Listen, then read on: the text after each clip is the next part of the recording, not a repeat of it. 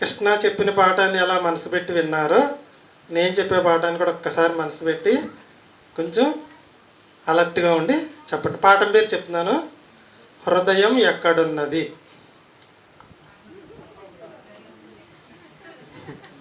నేను పాటలాగానే పాడాను. చాలా సంవత్సరాల నుంచి చర్చకు వస్తున్నాం, చాలా సంవత్సరాల నుంచి బైబిల్ చదువుతున్నాం. పాఠం పేరేంటి? హృదయం ఎక్కడున్నది. ఒక్క నిమిషం టైం ఇస్తాను, ఆలోచించండి. చెప్పేశారనుకోండి ముగింపు ప్రార్థన చేసుకుని వెళ్ళిపోదాం. ఇంకా తెలిసిపోయిన దాని గురించి చెప్పేది ఏముంది? నాకన్నా వయసులో పెద్దవాళ్ళు ఒకసారి పాఠం పేరు హృదయం ఎక్కడున్నది.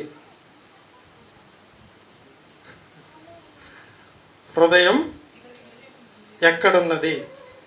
ఇదండి 2030లో మనం ప్రారంభించబోయే Lord Jesus Christ Bible college ఒంగూరులో మనం బోధించే పాఠాల్లో ఒక టైటిల్ అండి. ఇది మొత్తం 10 భాగాలు వస్తుంది. ఇది ఒక భాగంగా 2 భాగంగా మాత్రమే ఇప్పుడు నేను చెప్తాను.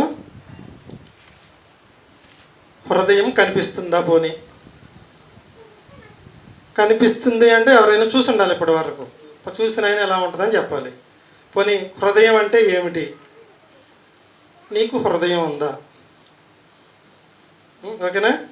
హృదయం ఎలా ఉంటుంది? దాని ఆకారం తెలుసా? హృదయం ఏం పని చేస్తుంది? ఎంతసేపు చేస్తుంది? ఇంతకీ హృదయం ఎక్కడ ఉన్నది? ఎక్కడైనా ఉండగలదా? సింపుల్గా ఒక మాటలో హృదయం ఎక్కడుంది? హృదయం ఎక్కడుంది?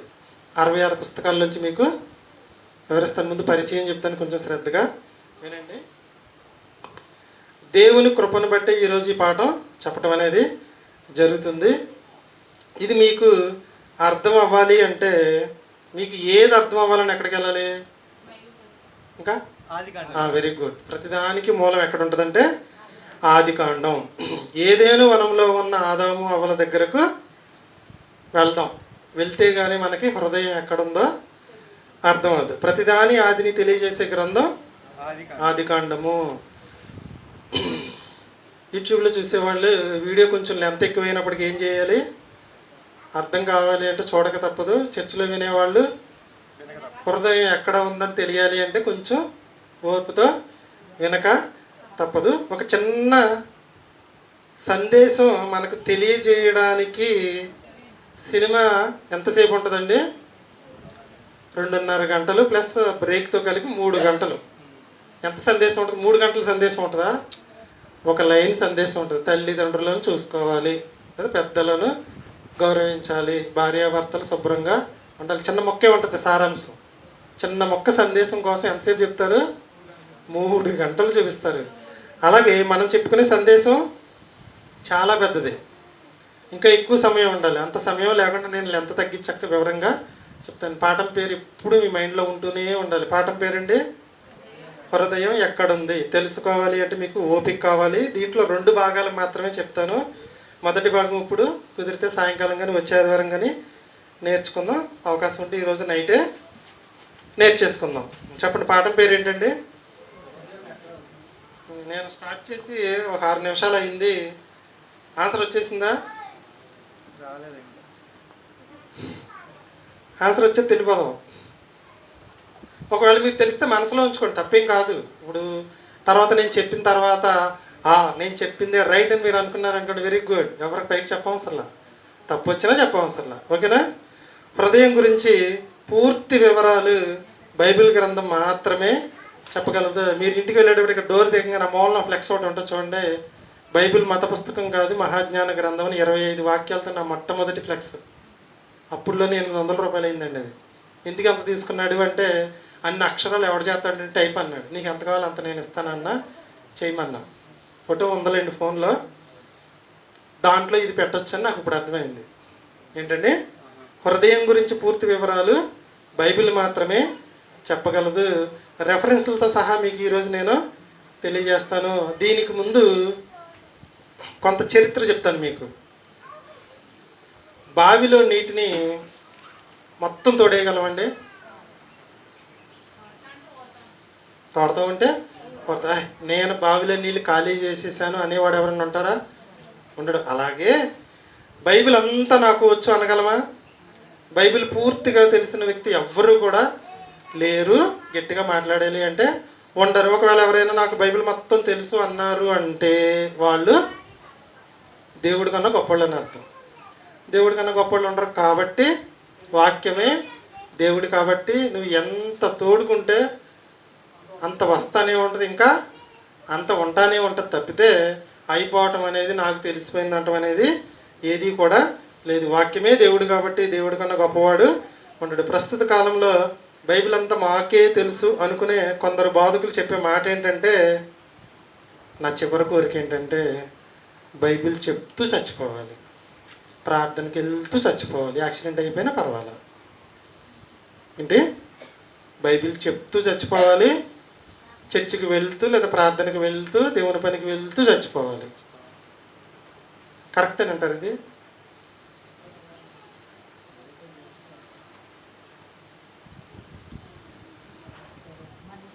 గుడ్డె తెల్లి చేలో పడినట్టుగా మీరు ఉండొద్దండి. మీరు చాలా పెద్దవాళ్ళు, వాక్యంలో అనుభవశాలు. ఎవరు ఏది చెప్పినా రెఫరెన్స్ చూపించాలి మీకు.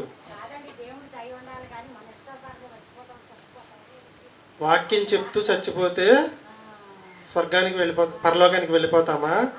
దేవుని పనికి వెళ్తూ లేదా ప్రార్థనకు వెళ్తూ మరణిస్తే వేరే మరణమా, వేరే స్వర్గమా? ఈ మాట మీరు వినే ఉంటారు ఆల్రెడీ.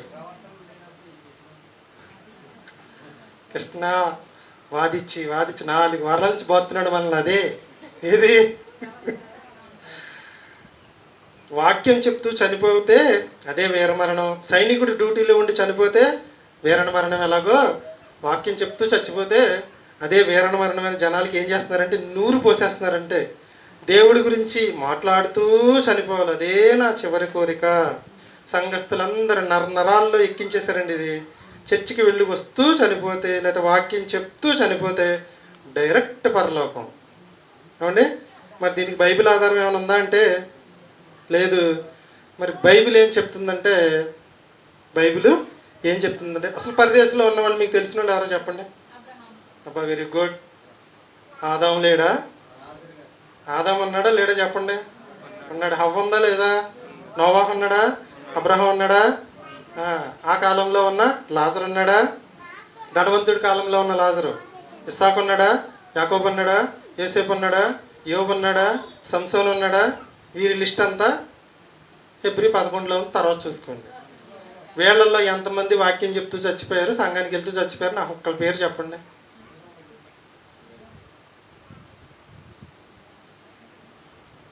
ఎలా కొలమానంగా తీసుకుందాం మనం దీన్ని చెప్పండి. ఒప్పేసుకుంటారండి? మరి వీరిలో ఎంతమంది చర్చికి వెళ్తూ మరణించారు? వీరిలో ఎంతమంది వాక్యం చెప్తూ చనిపోయారు? లేదా ఎంతమంది దేవుని మాటలు చెప్తూ చనిపోయారు?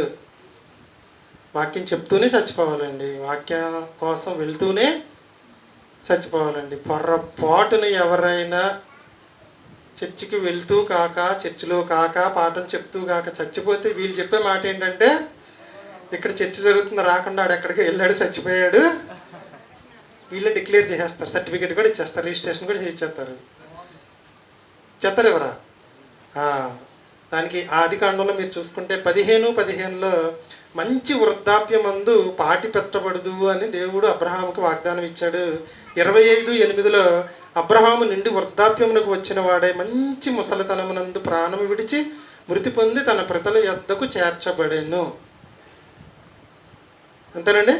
35:29లో ఇస్సాకు కాలము నిండిన వృద్ధుడై మృతి పొంది పితరుల యొద్దకు చేర్చబడెను. 49:33లో యాకోబు తన కుమారులకు ఆజ్ఞాపించి తన కాళ్ళు ముడుచుకొని ప్రాణము విడిచి తన స్వజనుల యొద్దకు చేర్చబడిను. వీళ్ళు ఎవరు కూడా చచ్చిపోయే ముందు వాక్యము చెప్పలేదు, చర్చికి వెళ్ళలేదు, సంఘానికి వెళ్ళలేదు, ఏమీ చేయలేదండి. వీళ్ళందరూ హాయిగా పరదేశంలో ఉన్నారు. మరి ఏంటి చెప్పండి?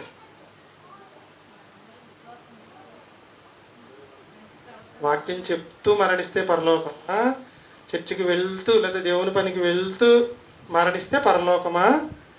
నీతి న్యాయాలతో బ్రతికితే పరలోకమా? దానికి కూడా బైబిల్ ఆధారం చూపిస్తుంది. ఆదికాండం 18:19. నీ జీవితమే నువ్వు మరణం తర్వాత ఎక్కడికి వెళ్తావని తేల్చేది. చచ్చిపోయే ముందు రోజు నువ్వు వాక్యం చెప్తున్నావా, చచ్చిపోయే ముందు రోజు చర్చికి వెళ్తున్నావా కాదండి. అవునా? చదవండి. ఎట్లనగా యెహోవా అబ్రహామును గురించి చెప్పినది అతనికి కలుగజేయునట్లు పిల్లలను తన ఇంటి వారును చర్చికి వెళ్తూ పాఠం చెప్తూ చచ్చిపోవాలని రాశారండి. అక్కడ ఏం చెప్పాడండి? నీతి న్యాయములు జరిగించు. రెండోది చూడండి, 2 మాటలు ఉన్నాయి అక్కడ. రెండోది 2 చెప్పారండి కండిషన్లో. నువ్వు పరలోకం వెళ్ళాలి అంటే మొదటిది నీ బ్రతుకు నీతి న్యాయాలతో ఉండాలి. రెండోది దేవుని మార్గంలో నీ జీవితం అనేది ఉండాలి. సీన్ కట్ చేసి ఎక్కడికి వద్దాం. హృదయం ఎక్కడుంది? మధ్యలో ఈ సీన్ ఎందుకు వచ్చింది అంటే చివరిలో మీకు అర్థమైంది. ఓకేనా? ఆ సీన్ కట్ చేద్దాం. ఏ సీన్ కట్ చేసినప్పుడు మన బ్రతుకు నీతి న్యాయాలతో దేవుని మార్గంలో ఉంటే పరలోకం వెళ్తాను తప్పితే ప్రార్థన చేస్తూ చచ్చిపోతే, వాక్యం చెప్తూ చచ్చిపోతే, వాక్యం కోసం వెళ్తూ చచ్చిపోతే స్వర్గానికి వెళ్తామనేది బైబిల్ ఆధారం లేదు. ఓకేనా? రైట్. సీన్ కట్ చేస్తే హృదయం ఎక్కడుంది?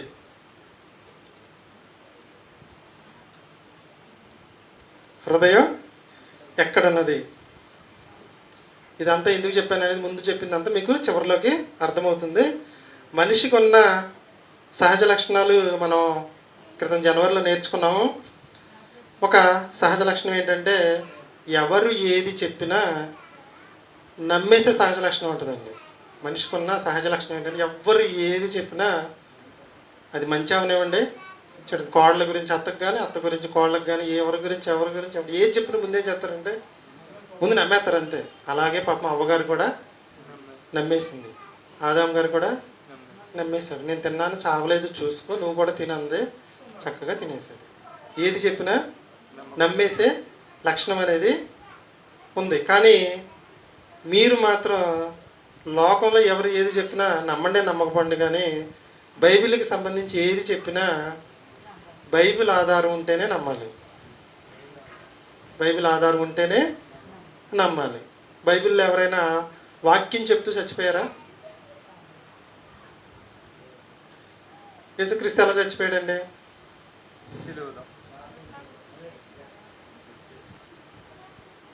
సినిమా కూడా చూశారు కదండి. పాఠం చెప్తుంటే తీసుకెళ్ళి సిలువేస్తారండి. సంబంధం ఉంది అసలు? ఉందండి? లేదు. అలాగే బైబిల్ ఆధారం మీకు సంతృప్తినిస్తేనే నమ్మాలి. మళ్ళీ ఏదో ఒక వచనం చూపించి ఈయనొక్కడే అంటే కుదరదు. 4-5 ఆధారాలు ఉండాలి, ఉన్నప్పుడే నమ్మాలి. మనం మూలానికి వెళ్ళి ఆలోచిద్దాం. 6 దినముల సృష్టి. చెప్పండి, ఏ దినమని దేవుడు ఏం చేశాడు? 7 days of creations. First day light, second day sky, third day plants and earth, fourth day sun, moon and stars, fifth day fishes, birds, sixth day animals, ఆదాం, హవ్వ, సెవెంత్ డే రెస్ట్. తెలుగులో చెప్పుకుందాం. మొదటి దినమున, ఇక్కడి నుంచి కొంచెం జాగ్రత్తగా వింటే హృదయం ఎక్కడుందో అర్థమైపోద్దండి. మొదటి దినమున వెలుగొచ్చింది, రెండవ దినమున ఆకాశం వచ్చింది, మూడవ దినమున చెట్లు భూమి వచ్చినాయి, 4వ దినమున సూర్యచంద్ర నక్షత్రాలు వచ్చినాయి, 5వ దినమున గాల్లో ఎగిరే పక్షులు, నీటిలో ఈదే చేపలు వచ్చినాయి, 6వ దినమున జంతుజాలం వచ్చింది, ఆదాము అవ్వలు వచ్చారు, 7వ దినమున దేవుడు విశ్రమించాడు. ఈ మధ్యలో కొంత సీన్ ఏం జరిగిందంటే ఏదేను వనం అనేది దేవుడు వేశాడు. రకరకాల మొక్కలు వేశాడు, అనేక రకాలైన మొక్కలు వేశాడు. ఏదేనుకు తూర్పున ఒక వనం వేశాడు, దాన్ని ఏదేను వనం అంటారు. దాంట్లో 2 చెట్లు ఉన్నాయి. ఒకటి, దాన్ని షార్ట్ ఫామ్లో చెప్పండి, మీరు సంక్షిప్తంగా చెప్పండి. మంచి చెడ్డలను తెలివినిచ్చు వృక్షము. రెండోది జీవవృక్షం అనే షార్ట్ ఫామ్లో ఉంది. అలాగే దానికి కూడా షార్ట్ ఫామ్ చెప్పండి. నేనేం చెప్తానంటే జ్ఞాన వృక్షము అంట. తప్పంటారా? మంచి చెడ్డల తెలివినిచ్చు వృక్షము అన్న, జ్ఞాన వృక్షము అన్న ఒకటే. ఒక మొదటిది చెప్పండి, జీవవృక్షము, జ్ఞాన వృక్షము. ఓకేనా? రిఫరెన్స్ చూపిస్తాం ముందుకెళ్ళిన తర్వాత మీకు. మొదటిది జీవవృక్షము, రెండవది జ్ఞాన వృక్షము. సింపుల్గా మీకు అర్థమవుతుందని నేను చెప్పుకుంటూ వెళ్తున్నాను. ఆజ్ఞ ఒకటి ఇచ్చాడు, జీవవృక్ష ఫలాన్ని తినండి, జ్ఞాన వృక్ష ఫలాన్ని తినొద్దు. ఓకేనా? ఆజ్ఞ ఏంటి? జీవవృక్ష ఫలాన్ని తినండి, తింటే జీవిస్తారు. జ్ఞాన వృక్ష ఫలాన్ని తినకండి, తింటే చస్తారు. ఓకేనా? సీన్ కంటిన్యూ చేద్దాం. ఓకేనండి?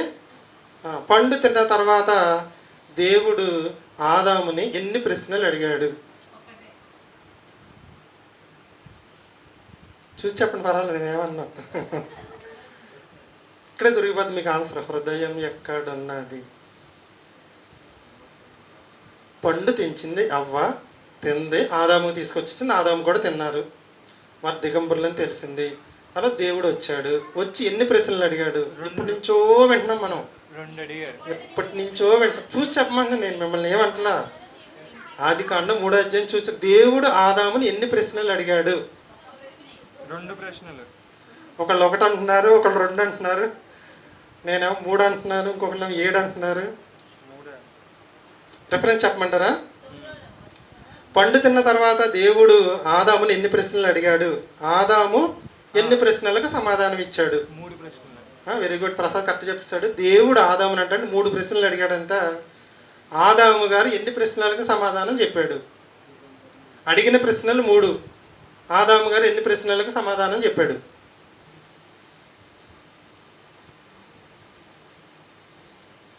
హృదయం ఎక్కడున్నది? ఒక ప్రశ్నే చెప్పాడు, ఒక ప్రశ్నకే సమాధానం చెప్పాడు. 2 ప్రశ్నలకు సమాధానం చెప్పాడు. ఒకదానికి సమాధానం ఎందుకు చెప్పలేదు? దేవుడు కూడా ఎందుకు చెప్పు అని అడగలేదు. మనం రెఫరెన్స్తో మాట్లాడుకుంటే ఇంకా బాగా అర్థమైంది. కాబట్టి చూడండి, ఆది కాండం నుండి ఎన్నో పాటలు చెప్పుకోవచ్చు అంటండి. ఆది కాండంలో ఉన్న ప్రతి ముక్కతో ఒక పాఠం మనం తయారు చేయొచ్చు. అంటే మనం 1-2 అధ్యాయాల్లోనే పిల్లలకి 18 నెలల పాఠాలు నేర్పించడం అనేది జరిగింది. ఎన్నిసార్లు చదివినా కొత్త పాఠాలు వస్తూనే ఉంటాయండి బైబిల్ గ్రంథంలో. ఎన్ని నీళ్లు తోడినా బావిలోంచి నీళ్లు వస్తూనే ఉంటాయి. బైబిల్ గ్రంథంలో ఎంత జ్ఞానాన్ని తోడినా ఇంకా వస్తూనే ఉంటుంది. ఇప్పుడు చెప్పండి, దేవుడు ఇప్పుడు వరకు ఉన్న సీన్ మనం కథలాగా ఉన్నాం. ఇప్పుడు సీన్లోకి మనం వెళ్ళిపోదాం. ఎక్కడికి వెళ్ళిపోదాం? ఏదైనా వనంలో ఇక్కడ కూర్చున్న మనం అందరం వెళ్ళిపోదాం. వెళ్ళిపోయి అక్కడ ఎవరున్నారు చెప్పండి నాకు? దేవుడు, ఆదాము, అవ్వ, అపవాది, ఇంకెవరు లేరా? జంతుజాలం ఉంది కదండి, పక్షులు ఉన్నాయి, జంతుజాలం ఉన్నాయి, సర్పాలు అన్నీ ఉన్నాయి. అక్కడికి మనం అందరం ఇప్పుడు వెళ్దాం. సీన్ ఏం జరుగుతుందంటే, సీన్లోకి మనం వెళ్తున్నాం. ఇప్పుడు వరకు సీన్లో చూసాం, సీన్లోకి మనం వెళ్తున్నాం. దేవుడు వచ్చాడు, ఆదాముని పిలిచాడు. ఫస్ట్ ఏం ప్రశ్న అడిగాడు? ఎక్కడున్నావు అన్నాడు. కనిపిస్తే అడగడం, కనిపించలేదు కాబట్టి ఎక్కడున్నావు అని అడిగాడు. దేవుడు తెలుసు అంటారు, తెలియదంటారు? తెలుసు. ఎక్కడున్నావు అన్నాడు.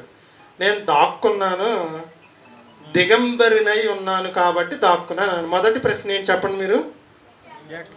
ప్రశ్న 1, దేవుడు ఆదాముతో మొదటి ప్రశ్న ఏంటంటే 9వ వచనం, ఎక్కడ ఉన్నావు? ఓకే, ఆన్సర్ 10వ వచనం, దాక్కున్నాను. ఆన్సర్ ఏంటి? దాక్కున్నాను. సరే, ఎందుకు దాక్కున్నావు అని అనుకుంటే మనం, నేను దిగంబరిగా ఉన్నాను కాబట్టి దాక్కున్నాను అన్నాడు. ఓకే, ప్రశ్న 2, 3వ అధ్యాయం 11వ వచనం, నీవు దిగంబరివని నీకు తెలిపినదెవరు? ఆన్సర్ లేదు. ఆన్సర్ చెప్పలా. ఈయన మళ్ళీ అడగట్లా, ఆదాము చెప్పట్లా. ఇంకా 3వ ప్రశ్న అడిగాడు. ఏంటి 3వ ప్రశ్న? నీవు తినకూడదని నీకు ఆజ్ఞాపించిన వృక్ష ఫలము తింటివా? ఆన్సర్ చెప్తున్నాడు, చెప్పలేదా? 12వ వచనం, స్త్రీ ఇవ్వగా తిన్నాను. మరి 2వ ప్రశ్నకి ఎందుకు సమాధానం చెప్పలేదు? హృదయం ఎక్కడున్నది? 2వ ప్రశ్నకి ఎందుకు? చాలా సంవత్సరాలుగా చదువుతున్నాం బైబిల్. మనం ఈ ఆదికాండాన్ని ఎన్నోసార్లు చదివేశాం, ఈ అధ్యాయం చాలాసార్లు చదివేశాం. దేవుడు ఆదాముని అడిగిన ప్రశ్నలు 3. మొదటి ప్రశ్నకు సమాధానం చెప్పాడు, 3వ ప్రశ్నకు సమాధానం చెప్పాడు, 2వ ప్రశ్నకు సైలెంట్ అయిపోయాడు. దేవుడు కూడా మళ్ళీ ఆ ప్రశ్నకు సమాధానం అడగలేదు. ఇంతకీ అడిగిన ప్రశ్న ఏంటి? రెండో ప్రశ్న, దిగంబర స్వామి అంటే అర్థం ఏంటి చెప్పండి. దిగంబర స్వామి బట్టలు లేవని మీకు అర్థం అవడానికి చెప్పాను. నీ ఒంటి మీద బట్టలు లేవని నీకు చెప్పిన వాడు ఎవడు అని దేవుడు అడిగాడు. ఎవరు చెప్పారు? సీన్లో ఎవరున్నారు? దేవుడున్నాడు, దేవుడున్నాడు, ఆదాము ఉన్నాడు, అవ్వ ఉంది, సాతాను ఉంది. మీకు ఆప్షన్స్ కూడా ఇస్తాను నేను. రెండు ప్రశ్నలకు సమాధానం చెప్పిన ఆయన రెండో ప్రశ్నకి ఎందుకు సమాధానం చెప్పలేవు? నీవు దిగంబరివని నీకు తెలిపిన వాడు ఎవడు? ఏది నీ బలహీనత అయితే అదే దేవుడు అండి. ఇక్కడ ఆదాము గారి బలహీనత ఎవరంటే అవ్వ. దేవుడు తినొద్దన్నాడు, అవ్వ తీసుకొచ్చి తినమంది. మన బలహీనత ఏదైతే అదే. కొంతమందికి కాఫీ టీ బలహీనత, అదే వారి దేవుడు. కొంతమందికి కడుపే దేవుడు, కొంతమందికి బాహుబలమే దేవుడు. ఏది నీ బలహీనత అయితే అదే దేవుడు. ఆదాము బలహీనత ఎవరు ఇక్కడ? అవ్వ. దేవుడు వద్దన్నాడు, అవ్వ తినమంది. ఇప్పుడు ఎవరు గెలిచారు అంటే అవ్వే గెలిచిందంటే అర్థం ఏంటంటే ఆదాము గారి దేవుడు ఎవరెక్కడ? అవ్వ. అంటే ఏది నీ బలహీనత అయితే అదే మనకు దేవుడు. ఇంతకీ ఆదాముకు దేవుడు చెప్పాడా చెప్పలేదా? తినొద్దని చెప్పాడు. కానీ ఈయన ఏం చేశాడు? తినేశాడు. 3వ అధ్యాయం 11వ వచనం ప్రసాద్ ఒకసారి అటు వెళ్ళవా? నీ కుర్చీ, ఆ కుర్చీ, రెండు కుర్చీలు కుర్చీ.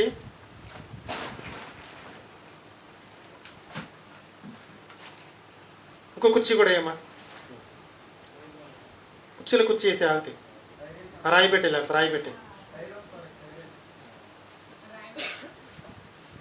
3వ అధ్యాయం 11వ వచనం.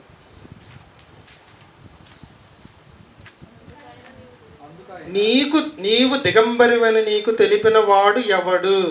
నీకు ఎలా తెలిసిందంటలా? నువ్వు దిగంబరివని నీకు ఎలా తెలిసిందంటలా? అసలు నీకు ఎవడు చెప్పాడు నువ్వు దిగంబరివని? నీకు తెలిపిన వాడు ఎవడు? ఎవడు వాడు? 3వ అధ్యాయం 6వ వచనం. తిన్నారు జ్ఞానవృక్ష ఫలాలు. 7వ వచనం. వారు దిగంబరులమని తెలుసుకుని అంజూరపు ఆకులు కుట్టి తమకు కచ్చడములను చేసుకునేది. దేవుడు అడుగుతున్నాడు, నువ్వు దిగంబరివని నీకు తెలిపిన వాడు ఎవడు? నేను దిగంబరినని దాక్కున్నాను అన్నాడు. ఒంటి మీద బట్టలు ఇవ్వని అర్థమైంది. ఇక్కడ మనకి ఎంతమంది దిగంబరులు ఉన్నారు? ఇద్దరు. ఎవరు? ఆదాము అవ్వలు దిగంబరులుగానే కనపడుతున్నారు. వెంటనే ఆకులు దిగంబరత్వాన్ని కప్పుకున్నారు. ఓకే. దేవుడు తర్వాత చర్మపు చొక్కాలని చేయించాడు. ఇది కూడా మీకు తెలుసు. మన ప్రశ్నకు సమాధానం ఏంటంటే నీవు దిగంబరుడవని నీకు తెలిపిన వాడు ఎవడు? మీకు ఒక్క నిమిషం సమయం ఇస్తా, ఆలోచించండి. ఆదాము అవ్వలకి ఒంటి మీద బట్టలు లేవని తెలిపినది ఎవరు? తెలిపినది ఎవరు? ఎవరు చెప్పారు వాళ్ళతో? ఏమని? మీ ఒంటి మీద బట్టలు లేవని జంతువులు ఏమైనా వచ్చి చెప్పినాయా? దేవుడిగానే ఏమైనా చెప్పాడా? వృక్షం మాట్లాడదుగా. దేవుడు చెప్పాడా? సాతాను చెప్పాడా? లేక అవ్వ చెప్పిందా? చాలామంది ఏం చెప్తారంటే సాతానే చెప్పాడు, పండు తెంపించింది వాడే, దిగంబరత్వం వచ్చిందని చెప్పింది వాడే, దేవుడికి తప్పలేదు బట్టలు ఇవ్వడం, సాతాను సైలెంట్ అయిపోయాడు అంటారు. ఇందుకు వీరు దిగంబరులని తెలిపినది ఎవరు? ఆ తోటలో ఆ టైంలో ఎవరెవరు ఉన్నారు? మనం అక్కడికి వెళ్ళాం కదా. ఇప్పుడు ఎవరెవరు ఉన్నారు చెప్పండి. గాడ్, ఆదాం, హవ్వ, అపవాది. ఓకేనా? ఇవి కాక ఇంకెవరున్నారు? జంతుజాలం, పక్షిజాలం, మత్స్యజాలం, వృక్షజాలం ఉన్నాయా? ప్రకృతి అంతా మోగజాలమే. ప్రకృతి అంతా మోగజాలమే. ఏది కూడా మాటలు మాట్లాడదు. కాబట్టి ఆప్షన్ 1 ఏంటంటే సృష్టిలో జీవులు. నీవు దిగంబరుడు అని నీకు తెలిపిన వాడు ఎవడు? ఆప్షన్ 1 సృష్టిలో జీవులు. 2వది దేవుడు. 3వది హవ్వ. 4వది సాతాను. సృష్టిలో జీవులు మోగే కాబట్టి ఆప్షన్ 1 రాంగ్. 2వది ఏంటి? దేవుడు. ప్రశ్న అడిగిందే ఆయన కాబట్టి దేవుడు కాదు. ఓకే. 3వది ఎవరు? 3వ ఆప్షన్ ఏమి ఇచ్చాను నేను? హవ్వ అని ఇచ్చాను. 3వ అధ్యాయం 7వ వచనంలో వారు దిగంబరులమని ఎరిగి. వారు దిగంబరులమని ఎరిగి, అంటే ఇద్దరు ఎరిగారు కాబట్టి హవ్వ కాదు. నాలుగోది ఒకవేళ హవ్వే ఆన్సర్ అయితే నీవు దిగంబరుడు అని నీకు తెలిపిన వాడు ఎవడు అని దేవుడు అడిగినప్పుడు హవ్వ నాతో చెప్పింది నేను దిగంబరుడనని అని చెప్పేసేవాడు దేవుడికి. మూడో ప్రశ్న అడిగినప్పుడు ఈ పండు తిన్నావా అంటే నువ్వు నా కోసం చేసిన స్త్రీ ఇవ్వగా తిన్నానని చెప్పేశాడు.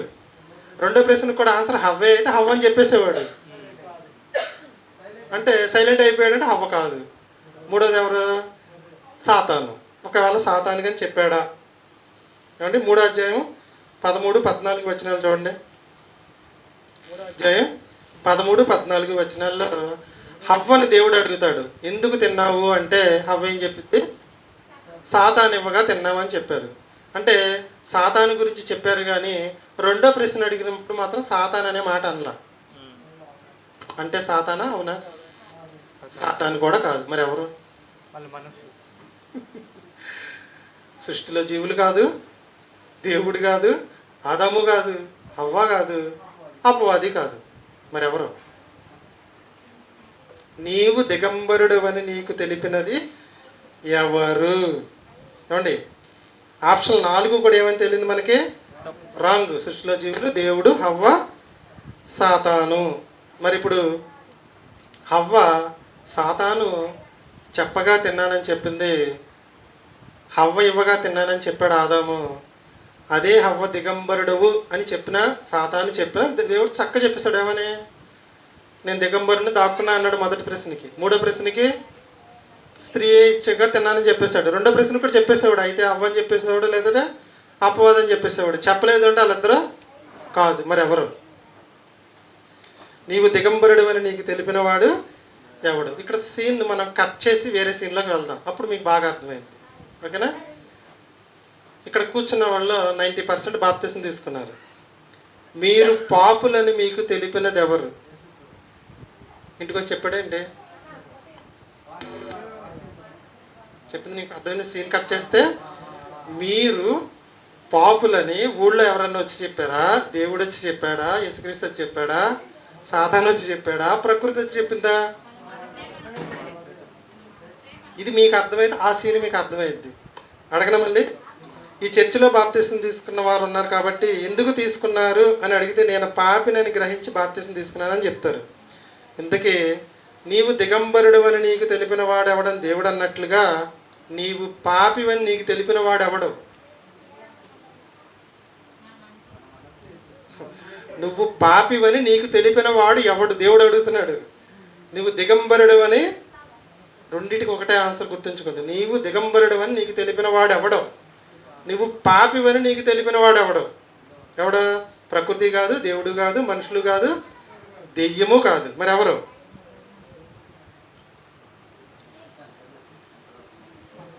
దిగంబరులమని నిజంగా ఎరిగారు, కచ్చడాలు చేసుకున్నారు. పాపులని నిజంగా ఎరిగాము, బాప్తిసం తీసుకున్నాము. పాపులని తెలిపిన వాడెవడు? దిగంబరులమని తెలిపిన వాడెవడు? ఒక నిమిషం టైం ఇవ్వమంటారా?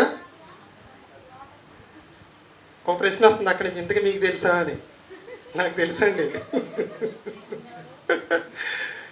నేనే ఊరికి అన్నాలే. నీవు దిగంబరుడు అని నీకు తెలిపిన వాడు ఎవడు? నువ్వు పాపివని నీకు తెలిపిన వాడు ఎవడు? ఎవరండి? సీను కంటిన్యూ చేద్దాం. ఆ పాత సీన్లోకి వెళ్ళిపోయి ఏదైనా తోటలో 2 ప్రత్యేకమైన చెట్లు ఉన్నాయి. ఒకటి వెరీ గుడ్, లైన్లోకి వచ్చారు. మొదటిది జీవవృక్షము, రెండోది జ్ఞానవృక్షం అనే షార్ట్ ఫామ్ అనమాట. జ్ఞాన వృక్షం. జీవవృక్ష ఫలాలు తింటే జీవం వస్తుంది. వస్తుందా రాదా? జీవవృక్ష ఫలాన్ని తింటే జీవం వస్తుంది. జీవవృక్ష ఫలాలు తింటే జీవం వస్తుంది. యేసుని తింటే జీవం వస్తుంది. రొట్టె ద్రాక్ష రసం తీసుకుంటే జీవం వస్తుంది. క్రీస్తు శరీరాన్ని, క్రీస్తు రక్తాన్ని తీసుకుంటే జీవం వస్తుంది. యేసు శరీరం, యేసు రక్తం మనల్ని ఏం చేస్తుందంటే ప్రతి పాపము నుండి పవిత్రులుగా చేస్తుంది. నా శరీరంను తిని నా రక్తము తాగువాడే నిత్య జీవం కలవాడు. జీవవృక్ష ఫలాలు తింటే జీవం వస్తుంది. ఓకేనా? జ్ఞానవృక్ష ఫలాలు తింటే మరణం వస్తుంది. జ్ఞానం కాదు. మంచి చెడ్డల తెలివినిచ్చు వృక్ష ఫలమును తిని దినమున నీవు నిశ్చయముగా చచ్చదవు. తింటే జ్ఞాన వృక్ష ఫలం తింటే మరణం వస్తుంది, ప్లస్ బావగారు చెప్పింది కరెక్టే, జ్ఞానము వస్తుంది. ఏ జ్ఞానం? ఏది మంచి ఏది చెడు అనే జ్ఞానము వస్తుంది. ఒక్కసారి మీరు, మీ అందరికి బాగా తెలుసు, బెండకాయ కూర బాగా తింటే లెక్కలు బాగా చెప్పారు. హరిబాబు నువ్వు టీచర్వే కాబట్టి నీకు చెప్పక్కర్లా. బాగా ముద్దు స్టూడెంట్ని మన ఇద్దరం కూర్చుని ఉండదాం, బెండకాయ కూర ఎన్ని రకాలుగా ఉండాలి అన్ని రకాలుగా ఉండదాం. అటు కొత్తగా లెక్కలో చెప్పేశాడు హరిబాబు, మరి మాట్లాడే పని లేదు. బెండకాయ కూర తింటే లెక్కలు వస్తాయా? దొండకాయ కూర తింటే బుద్ధి మంది వస్తుందా? కానీ వంకాయ కూర గోంగూర తింటే దురదలు వస్తాయా? నాకు రావండి, నేను డైలీ గోంగూర తిన్నా నాకు దురద రాదు. మరి ఎందుకు చెప్పాను అర్థమైంది మీకు? ఎందుకు చెప్పాను? కొంతమంది అంటారు ఏమంటే బెండకాయ తింటే బ్రెయిన్ బాగా పెరిగిద్ది, దొండకాయ తింటే బ్రెయిన్ బాగా తగ్గిద్ది, ఇంకా గోంగూర వంకాయ తింటే దురదలు వస్తాయి, మంచి చెడ్డలు తెలివినిచ్చు వృక్ష ఫలం తింటే జ్ఞానం వస్తుంది. ఖచ్చితంగా జ్ఞానం వస్తుంది. ఏ జ్ఞానం వస్తుంది? ఏ జ్ఞానం వస్తుంది? ఏది మంచి ఏది చెడు అనే జ్ఞానం వస్తుంది. ఓకేనా? జీవం వేరు జ్ఞానం వేరు, జీవం వేరు జ్ఞానం వేరు. ఇంతకీ ఆదాముకి హవ్వకి దిగంబరులని చెప్పినది ఎవరు? హృదయం ఎక్కడ ఉన్నది? మీకు ఉదాహరణ కూడా చెప్పా. సీన్ కట్ చేసి వేరే సీన్లో తీసి మళ్ళీ ఈ సీన్లోకి తీసుకొచ్చా. బైబిల్ ఆధారం కావాలి నాకు, బైబిల్లో రెఫరెన్స్ కావాలి నాకు. చెప్పాలండి.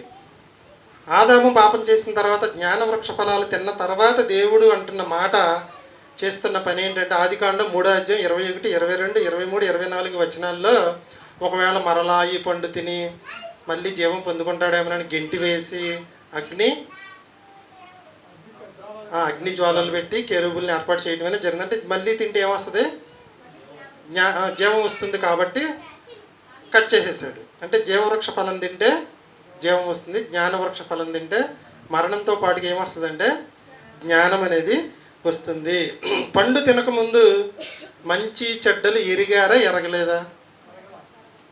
దేవుడు ఏమంటాడంటే ఆదికాండం 3:21, 22, 23, 24 వచనాల్లో మంచి చెడ్డలు ఎరిగిన వాడే మనలో ఒకడి వంటి వాడాయను. అప్పటి వరకు అతనికి ఏం తెలియదండి, ఏది మంచో ఏది చెడో తెలియదు. ఎప్పుడైతే పండు తిన్నారో ఒకటి తెలిసింది. ఏం తెలిసింది?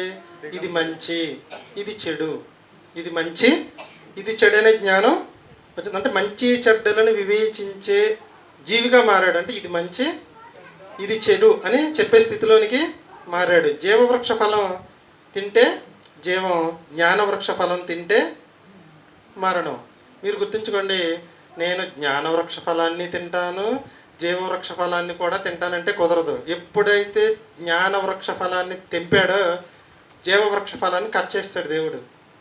మనం కూడా రొట్టె ద్రాక్షారసంలో పాల్గొంటాం.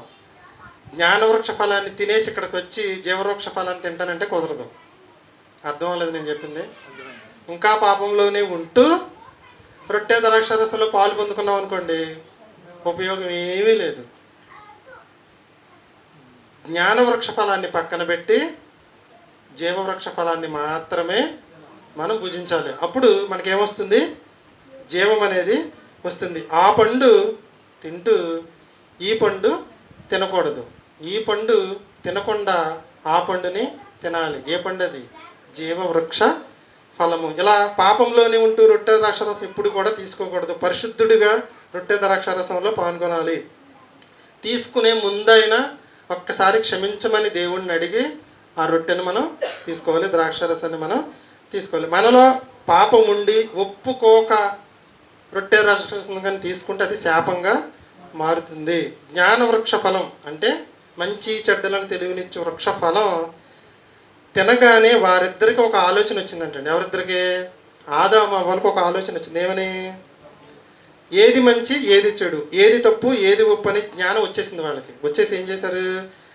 నేను చేసింది తప్పు, దాక్కున్నారు. దేవుడు చెప్పిన మాట నేను వినలేదు. వినలేదు, దేవుడు వద్దన్న పండు తిన్నాను, నాకున్న మహిమ వస్త్రాలు పోయాయి, ఒంటి మీద బట్టలు లేవు, దిగంబరుడని అర్థమైంది. ఇద్దరు కలిసి కచ్చడాలు చేసుకున్నారు. తర్వాత చేసుకుని ఏం చేశారు చెప్పండి? దాక్కున్నారు. దిగంబరులని ఎవరు చెప్పారు? ఎందుకు? నీవు దిగంబరుడు అని నీకు తెలిపిన వాడు ఎవడు? నీవు పాపివని నీకు తెలిపిన వాడు ఎవడు?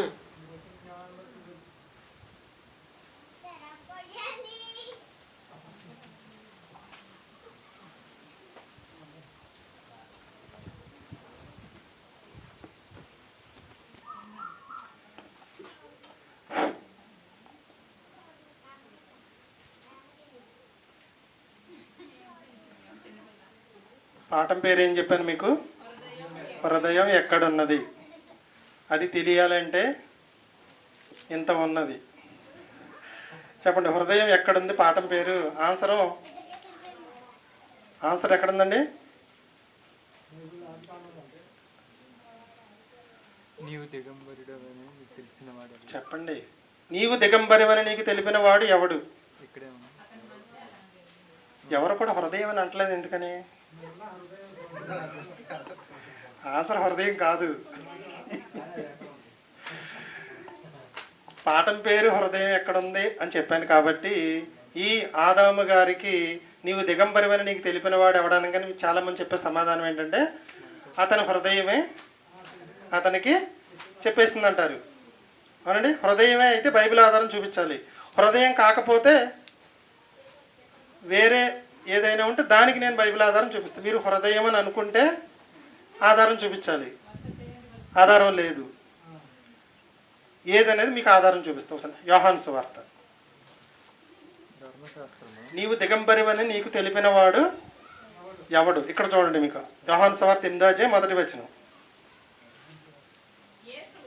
యేసు ఒలీవ కొండకు వెళ్ళి తెల్లవారగానే రాగా ప్రజలందరూ ఆయన యొద్దకు వచ్చిరు గనుక యేసుక్రీస్తు ప్రభుల వారు వాక్యం చెప్తున్నారు. ఈ శాస్త్రులు పరిసయ్యులు వ్యభిచారం వల్ల పట్టబడిన ఒక స్త్రీని ఎత్తుకొచ్చారు. మా ధర్మశాస్త్రం ప్రకారం రాళ్లతో రువ్వి చంపమంటుంది, అయినా నువ్వేం చెప్తావు అని అడుగుతున్నారు. ఇంతకు ఎందుకు వచ్చారంటే ఆయన మీద నేరం మోపవలనని 6వ వచనంలో ఉంటుంది. ఆయన మీద నేరం మోపవలనని. ఏం నేరం? మా ధర్మశాస్త్రం రాళ్ళు కొట్టి చంపమంటుంది.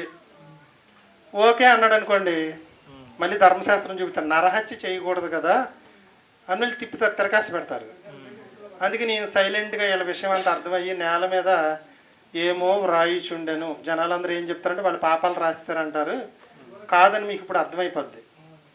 ఓకేనా? తర్వాత చదవండి. మీలో పాపము లేనివాడు మొదట రాయి వేయమని చెప్పాడు. మళ్ళీ నేల మీద వంగి ఏమో రాసుకుంటున్నాడు. చిన్నవాళ్ళు మొదలుకొని పెద్దవాళ్ళ వరకు ఒక్క రాయి కూడా వేయకుండా బయటికి వెళ్ళిపోయారు.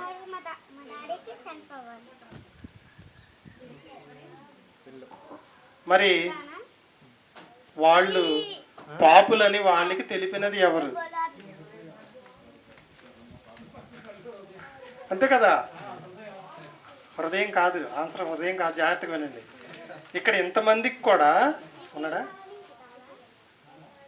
మీలో పాపం చేయని వాడు మొదట రాయి వేయండి, రాయి వేసి చంపేయమని ఆర్డర్ ఇచ్చేసాడు. ఎవరు పాపం చేయలేదో వాళ్ళు వచ్చి రాయేయమన్నాడు. ఎవరు ఒక్క రాయి కూడా వేయలేదంటే వాళ్ళు పాపులని వాళ్ళకి అర్థమైంది. ఎవరు చెప్పారు వాళ్ళకి? మనస్సాక్షి చేత గద్దింపబడింది. ఎక్కడుంది? ఫుట్నోట్లో. ఎక్కడ? ఎక్కడ? ఫుట్నోట్ నెంబర్ చెప్పు. 1 అక్కడ పదవి ఉంటుంది చూడు. వారా మాట విని. చూడండి, ఎక్కడ వచనం చెప్పు. 9వ వచనం అందరూ చూడండి. 9వ వచనం. మనకి అక్కడ ఆన్సర్ లేదు. నీవు దిగంబరుడు అని నీకు తెలిపిన వాడెవడనే దగ్గర ఆన్సర్ లేదు. ఇక్కడ ఆన్సర్ ఉంది చూడండి. కొత్త నిబంధనలో చదవండి. మరలా వంగి నేల మీద ఏదో ఆ ఫుట్నోట్ ఉన్న పదం చెప్పు. వారా మాట విని. వారా మాట విని. ఏ మాట విని? మీలో పాపము చేయని వాడు మొదట రాయి వేయమన్నాడు. ఆ మాట వారు ఆ మాట విని పుట్టినోట్ల కింద ఉంటుంది చూడండి, మనస్సాక్షి చేత గద్దింపబడిన వారే. ఇంతకీ వీళ్ళు పాపులని వీరికి తెలిపినది ఎవరు? మనస్సాక్షి. మనము పాపులమని మనకు తెలిపినది ఎవరు? వాళ్ళు దిగంబరులని వాళ్ళకు తెలిపినది ఎవరు? మనస్సాక్షి. అందుకే రెండో దానికి ఆన్సర్ చెప్పలా. ఎవరు? ఆదాము. ఇప్పుడు మీకు అర్థమైందా? రెండో ప్రశ్నకు ఆన్సర్ ఏంటి? మనస్సాక్షి. మనస్సాక్షి చేత గద్దింపబడిన వాడై ఆదాము సమాధానం చెప్పలా. మనం కూడా మన మనస్సాక్షి చెప్పింది మనకి ఏమంటే మనం పాపులమని ఏదో ఎవరో వాక్యం చెప్పారు, అయిగది ఇగా చెప్పేది. మన మనస్సాక్షి మనకి ఏం చెప్పిందంటే నేను పాపిని, నాకు జీవం కావాలి, కాబట్టి నేను బాప్తిస్మం తీసుకోవాలని తీసుకున్నాం. ఆదాము అవ్వలకి వాళ్ళ ఒంటి మీద బట్టలు ఇవ్వని తెలిపినది ఎవరు? మనస్సాక్షి. వాళ్ళలో ఉన్న మనస్సాక్షి. గద్దించిందా గద్దించలేదా? గద్దించింది. మనల్ని కూడా గద్దించింది. కాబట్టి మనం ఏం చేసామంటే చెప్పండి. మరి యేసుక్రీస్తు ప్రభుల వారు నేల మీద ఏదో రాస్తుంటే జనాలు ఏం చెప్పుకొచ్చారంటే ఏమో కాదవి అక్కడ నుంచున్న వాళ్ళందరూ పాపాలు రాసేసారని చెప్పారు. కరెక్టా? ఇక్కడ ఏమైనా ఉంది? మనస్సాక్షి చేత గద్దింపబడిన వారే. ఇప్పుడు చెప్పండి, ఎవరిలో పాపముందని వారిలో పాపముందని వారికి తెలిపిన వాడు ఎవరు? నేల మీద పాపాలు రాశాడా? సరేండి. ఇందుకే పాఠం పేరు ఏం చెప్పాను మీకు? హృదయం ఎక్కడుంది? రాలేదుగా పాఠానికి ఆన్సరు. రాలా. హృదయం వేరు, మనస్సాక్షి వేరు. మొత్తం నీకు క్లియర్గా చెప్పుకుంటూ వస్తాను. యేసు నేల మీద పాపాలు రాయలేదు ఒప్పుకుంటారు కదా? దీన్ని బట్టి ఒప్పేసుకోవచ్చు మీరేమని. అక్కడ దిగంబరులను తెలిపినది మనస్సాక్షి, మనం పాపులను మనకు తెలిపింది మన మనస్సాక్షి. ఇక్కడ వ్యభిచారం వల్ల పట్టబడిన స్త్రీని తీసుకొచ్చిన వాళ్ళకి పాపులని తెలియజేసింది వాళ్ళ మనస్సాక్షి. ఇందుకే హృదయం ఎక్కడుందో కొంచెం ఆన్సర్ అనేది మనకు వచ్చింది. ఇందుకే హృదయంలో ఈ మనస్సాక్షి ఉంటుంది, గుర్తుంచుకోండి. మనస్సాక్షిలో ఒక పార్ట్, హృదయంలో ఒక పార్టే మనస్సాక్షి. అర్థమైంది నేను చెప్పింది మీకు. ఇంకా 4 ఉన్నాయి దీంట్లో పాటలు, హృదయంలో పాటలు. అసలు హృదయం అంటే ఏంటో తెలిస్తే అది ఎక్కడ ఉందనేది తర్వాత మనకి తెలుస్తుంది. ఓకేనండి. ఇందుకే తెలిపిన వాడు ఎవడు? నీవు దిగంబరువని నీకు తెలిపిన వాడు ఎవడు? నీవు పాపమని నీకు తెలిపిన వాడు ఎవరండి? మనస్సాక్షి. మనస్సాక్షి అనే పదం గ్రీకు పదమైన సునేయిడేసిస్ అనే పదం నుండి వచ్చిందండి. బైబిల్ గ్రంథంలో ఇది 27 సార్లు రాయబడింది. మనస్సాక్షి అనే పదం బైబిల్ గ్రంథంలో 27 సార్లు రాయబడింది. అదే సమానార్థంలో ఇంకో 6 సార్లు కూడా రాయబడింది. ఇప్పుడు వారు ఆ మాట విని అని ఉంది, కానీ పుట్టినట్లు ఏముంది? మనస్సాక్షి ఉంది. అలాంటి మాటలు ఒక 6 మొత్తం కలిపి 29, 32 సార్లు రాయబడడం అనేది జరిగింది. ఇంకో విషయం ఏంటంటే మనస్సాక్షి అనే మాట పాత నిబంధనలో ఒక్క మాట కూడా లేదు. కొత్త నిబంధనలో మాత్రమే ఇన్నిసార్లు రాయబడింది. పాత నిబంధనలో అసలు రాయబడలా, ఎవరికి ఏం తెలియదు. కొత్త నిబంధనలో మాత్రమే ఇది రాయబడడం అనేది జరిగింది. ఇంతకీ మనస్సాక్షి అంటే ఏంటి? మనస్సాక్షి అంటే ఏంటి? నాలో మనస్సాక్షి ఉంది, మీలో కూడా మనస్సాక్షి ఉంది. మనస్సాక్షి అంటే ఏంటి? మనస్సాక్షి అంటే ఏంటి గుర్తుంచుకోండి. అంతర్గత న్యాయాధిపతి.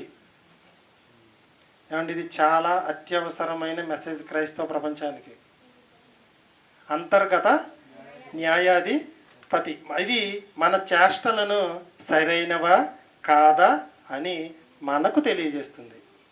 మనం చేసే పనులు సరైనవా కాదా అని మనకు తెలియజేస్తుంది. మన మనస్సాక్షి దేవుని నుండి వచ్చిన గొప్ప బహుమతి. ఇది మనకు తప్పు చేసినప్పుడు నిందిస్తుంది, మంచి చేసినప్పుడు సమర్థిస్తుంది. దేవుడు మన హృదయంలో ఉంచిన అంతర్గత సాక్షి. ఇది మన హృదయంలో ఒక భాగంగా ఉంటుంది. దాని పేరే మనస్సాక్షి.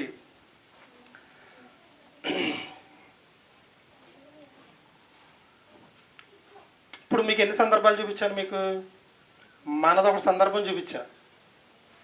మన మనస్సాక్షి మన పాపం అని చెప్పింది. వ్యభిచారం వల్ల పట్టబడిన స్త్రీ దగ్గర కూడా వాళ్ళు పాపులని ఎవరు చెప్పారు? మనస్సాక్షి. మనస్సాక్షి. ఇక్కడ ఆదాము హవ్వలతో మీరు దిగంబరులని వాళ్ళకి చెప్పింది ఎవరు? మనస్సాక్షి. అదే మనస్సాక్షి ఆదాము హవ్వలతో ఏమని చెప్పిందండి? మీరు దిగంబరులని చెప్తుంది. పండు తిన్న వెంటనే ఎంత పని చేశావు హవ్వా, ఎంత పని చేశావు ఆదాము, అయ్యయ్యో మేము ఎంత పని చేసేసామని వాళ్ళిద్దరు. ఎంత పని చేసేసామని మనస్సాక్షి, అయ్యయ్యో తప్పు చేశానని ఆదాము, అయ్యయ్యో తప్పు చేశానని హవ్వ. మనస్సాక్షి ఏమంటుంది? అయ్యయ్యో ఎంత పని చేసేసావు నీవు, నీ భార్య మాట విని నీవు దిగంబరుడు అయిపోయావు తెలుసా, నీవు దిగంబరుడు అయిపోయావు తెలుసా అంటుంది మనస్సాక్షి. అప్పుడు ఆదాము అవ్వలు దిగంబరులమని ఎరిగి కచ్చడాలు చేయించుకుని ఆకులు కుట్టుకుని దాక్కోవడం అనేది జరిగింది. అదే మనస్సాక్షి మళ్ళీ ఏముందంటే, దేవుడు వస్తే నువ్వు ఇప్పుడు ఏం చేస్తావు? అప్పుడేం చెప్పింది? అప్పుడేం చెప్పాడు? వీళ్ళు దాక్కుంటానని దాక్కున్నారు. అర్థమైంది మీకు? పండు తిన్న వెంటనే ఎంత పని చేసామని అడిగింది మనస్సాక్షి. అయ్యో అనుకున్నారు. తర్వాత నీవు దిగంబరుడు అయిపోయావు నీకు తెలుసా అని అడిగింది మనస్సాక్షి. అయ్యో అనుకుని కచ్చడాలు చేసుకున్నారు. ఇప్పుడు దేవుడు వస్తే ఏం చేస్తామని అడిగింది మనస్సాక్షి. దాక్కున్నారు. ఇప్పుడు దేవుడు ఎంటర్ అయ్యాడు. ఎంటర్ అయ్యి, ఆదామా ఎక్కడున్నావు? నేను దాక్కున్నాను.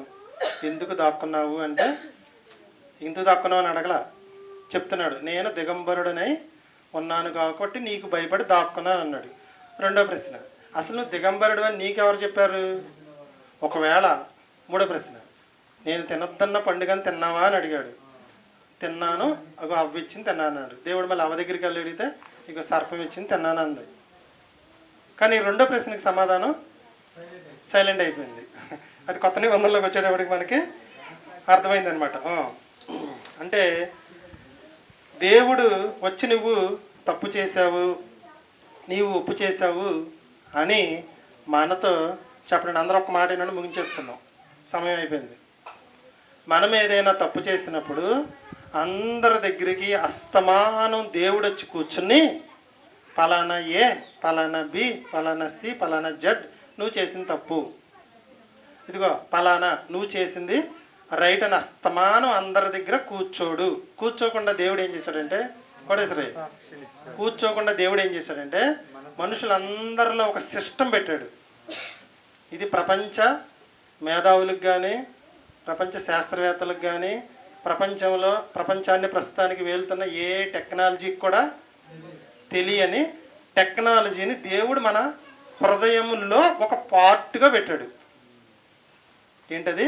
అంతర్గత న్యాయాధిపతి అనే సిస్టాన్ని మన మనస్సాక్షిగా దేవుడు హృదయంలో పెట్టాడు. అస్తమానం దేవుడు రాడు. నువ్వు ఏదన్నా పని చేసిన వెంటనే నువ్వు మంచి చేసావు అనుకోండి, నువ్వు చేసింది మంచి అని నీకు చెప్పేస్తుంది. అది మళ్ళీ పరిశుద్ధాత్మను కలిపి రాకుండా, అది వేరు. అర్థమే? పరిశుద్ధాత్మ పక్కన పెడదాం. మనందరిలో అంతర్గతంగా మనస్సాక్షి ఉంటుంది. ఇది దేవుడు పెట్టిన సిస్టమ్. ఇది ఏం చేస్తుంది అంటే, నువ్వు తప్పు చేస్తే తప్పు చేసావని చెప్పేస్తుంది. ఇప్పుడు హరిబాబు నేను మాట్లాడుకున్నాం అనుకుందాం, హరిబాబుకి వ్యతిరేకంగా నేను మాట్లాడకుండా నవ్వుతూ మాట్లాడినా నా మనసులో ఏముందనేది నాకు చెప్పేస్తుంది. నా మనస్సాక్షి గట్టిగా మాట్లాడితే మా ఆవిడ మనసులో ఏముందో నాకు తెలీదు, నా మనసులో ఏముందో ఆవిడికి తెలీదు, మీ మనసులో ఏముందో మీ భర్తలకు తెలీదు, మీ మనసులో ఏముందో మీ భార్యలకు తెలీదు. సీక్రెట్ అండి ఇది. అటువంటి సిస్టాన్ని దేవుడు మన హృదయంలో ఒక భాగంగా మనస్సాక్షిగా పెట్టాడు. అది చెప్పింది ఆదాము అవ్వలతో ఏమని? నీవు దిగంబరుడు అయిపోయావు, దేవుడు వద్దన్న పండు తినేసావు, మహిమ వస్త్రాలు కోల్పోయావు, ఇప్పుడు దేవుడు వస్తే ఏం చేస్తావు? కచ్చడాలు కట్టుకుని దాక్కుంటానని దాక్కున్నాడు. అప్పుడు దేవుడు వచ్చి అడగడం అనేది జరిగింది. ఇదంతా ఎక్కడి నుంచి తోకొచ్చాం? ఇప్పుడు మనం ఆ రెండో ప్రశ్నకు సమాధానం చెప్పేశాడు అనుకోండి, ఈ గొడవ అంతా మనకు ఉండదు. ఆయన చెప్పలేదు కాబట్టి ఇక్కడ మళ్ళీ కొత్త నిబంధనలు యోహాను సువార్తలో వీళ్ళు కూడా మనస్సాక్షి చేత వీళ్ళని గద్దించింది ఎవరు?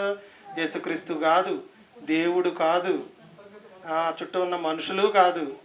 వాళ్ళ మనసులో ఏ పాపం ఉందని ఎవరికి తెలుసు? మనస్సాక్షి. అంటే దేవుడు ఇటువంటి సిస్టాన్ని పెట్టాడు. అంతర్గతంగా ఒక న్యాయాధిపతిని దేవుడు మన హృదయంలో ఒక భాగంగా ఫిక్స్ చేసాడు. అంతే. అది వెంటనే మనకు తెలియజేస్తుంది. ఉదాహరణకి భార్య భర్తలు దెబ్బలాడుకున్నారు అనుకోండి, నేను చేసింది తప్పు నువ్వు చేసింది తప్పు అని దెబ్బలాడుకున్నా ఎవరు చేసింది తప్పు వాళ్ళకే తెలుసు, వాళ్ళ మనస్సాక్షికే తెలుసు. అంతర్గత న్యాయాధిపతి ప్రతి ఒక్కళ్ళ హృదయంలో ఒక భాగంగా ఉన్నాడు. ఓకేనండి. మన తీర్పరి ఆయనే, మన మనస్సాక్షి ఆయనే. ఆదాము అవ్వలకే కాదు, మనకి కూడా ఉంది ఒక మనస్సాక్షి. మనస్సాక్షి ద్వారా దేవుడు ప్రతిరోజు మనతో మాట్లాడుతున్నాడు. వాక్యాన్ని పక్కన పెడదాం, నేను వాక్యం గురించి పరిశుద్ధాత్మ గురించి చెప్పట్లే మీకు. మనస్సాక్షి ద్వారా దేవుడు ప్రతి క్షణం ప్రతిరోజు మనతో మాట్లాడుతూనే ఉన్నాడు. నువ్వు చేసేది తప్పు, నువ్వు చేసేది రైట్, నువ్వు చేసేది తప్పు, నువ్వు చేసేది రైట్. ఈ సిస్టమ్ దేవుడు పెట్టేశాడు. కొంతమంది అంటండి ఈ సిస్టాన్ని కూడా తోసేశారంట. ఎవరు ఏంటి అనేది మనం పార్ట్ 2లో నేర్చుకుందాం. పార్ట్ 2లో మీకు హృదయం ఎక్కడుందో చెప్పేస్తాం. ఇప్పుడు అవ్వదు. హృదయం ఎక్కడుందో తెలియాలంటే హృదయంలో ఏమేమి ఉన్నాయో తెలియాలి. హృదయంలో ఉన్న వాటిలో ఒకటేంటి? మనస్సాక్షి. అంతర్గత న్యాయాధిపతి దేవుడు ఏర్పాటు చేసిన సిస్టమ్. దీన్ని ఏ స్కానింగ్ మిషన్ కూడా కనిపెట్టలేదు. మరి ఇప్పుడు వరకు చెప్పారండి, మరి బైబిల్లో ఒక వచనం కూడా చూపించేసి ముగించేసుకుందాం. ఓకేనా? రోమీయులకు రాసిన పత్రిక. ఇంతకీ అంతర్గత మనస్సాక్షి ద్వారా దేవుడు ఏం చేస్తున్నాడు? మనతో మాట్లాడుతున్నాడు. మనతో ప్రతి క్షణం మాట్లాడుతున్నాడు. రైట్. బైబిల్ ఆధారం రోమీయులకు రాసిన పత్రిక 2వ అధ్యాయం 15వ వచనం. అట్టి కొత్త నిబంధనలోనే మనస్సాక్షి అనే పదం వస్తుంది, మీకు పాత నిబంధనలో రాదు. అట్టి మనస్సాక్షి 9వ అధ్యాయం 3వ వచనం చూడండి. అదే పత్రిక. పరిశుద్ధాత్మ యందు నా మనస్సాక్షి, అంటే ఇతను వేరు ఇతని మనస్సాక్షి వేరులాగా కనపడుతుందా? మనస్సాక్షి సాక్ష్యం ఇస్తుంది. దీనికి ఇంకో వచనం 1 కొరింథీ పత్రిక 2వ అధ్యాయం 11వ వచనం. ముగించేసుకుందాం, అయిపోయింది.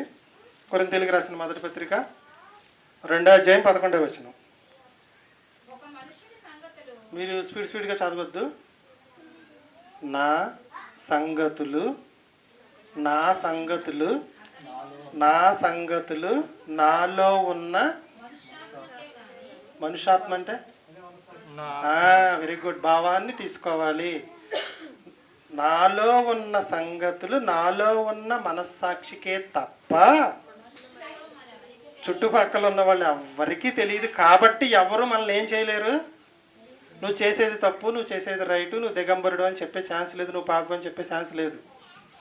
మన మనస్సాక్షి, మనం దేవుడిని క్షమించమని అడిగామనుకోండి, ఆయన క్షమించేసాడు అనుకోండి, మనం పవిత్రులు అయిపోయాం. మన మనస్సాక్షి మనం చెప్పేస్తుంది ఏమని? నువ్వు పవిత్రుడు అని. మళ్ళీ చదవండి ఒకసారి. మొదటి కొరింథీ పత్రిక 2వ అధ్యాయం 11. ఒక మనుష్యుని సంగతులు అతనిలో ఉన్న, మళ్ళీ మనుష్యాత్మ అనకండి మీరు, మనస్సాక్షికే కానీ మనుషులలో ఎవరికి తెలియదు. అదే ప్లేస్లో నా అని పెట్టుకోండి. నాలో ఉన్న సంగతులు చెప్పండి. నాలో ఉన్న నా మనస్సాక్షికే తప్ప ఎవరికి తెలియదు. ఒప్పుకుంటారా? ఒప్పుకోరా? వచ్చేసింది మీకు ఆన్సర్ బైబిల్. అలాగే నేను ముందు చెప్పాను ఏమని? వాక్యం చెప్తూ ప్రార్థనకు వెళ్తూ చచ్చిపోతే డైరెక్ట్ పరలోకం. ఆధారం ఏదైనా ఉందా? బ్రతుకు ఎలా ఉండాలి? నీతి న్యాయాలతో ఉండాలి, దేవుని మార్గంలో ఉండాలి. బాగా ముసలోని అయిపోయానండి, నోట్లోంచి మాటలు కూడా రావట్లేదండి. చివరి 10 రోజులు నా నోట్లోంచి మాటలు రాలేదండి. ఇక నేను చివరి 10 రోజులు ఏం మాట్లాడలేదు, ఏ చర్చకి వెళ్ళలేదు కాబట్టి నరకానికి పోతానా? అప్పటి వరకు ఉన్న జీవితాన్ని చూస్తాడు దేవుడు, అప్పటి వరకు ఉన్న మార్గాన్ని కూడా చూస్తాడు. ఒప్పుకుంటారా? ఒప్పుకోరా? ఇప్పుడు బైబిల్ ఆధారం చూపించాను, మళ్ళీ చదవండి ఒకసారి. నాలో ఉన్న సంగతులు నాలో ఉన్న మనస్సాక్షికే తప్ప ప్రపంచంలో ఏ మనిషికి తెలియదు. ఒప్పుకుంటారా? ఒప్పుకొని తీరాల్సిందే. ఎక్కువగా మనుషులు మాట్లాడే మాటలు, ఎరా నీకు మనస్సాక్షి లేదా? నీ మనస్సాక్షి నీకు చెప్పిద్దిరా నువ్వు చేసింది తప్పు రైటు అనుకుంటారా? అనుకోరా?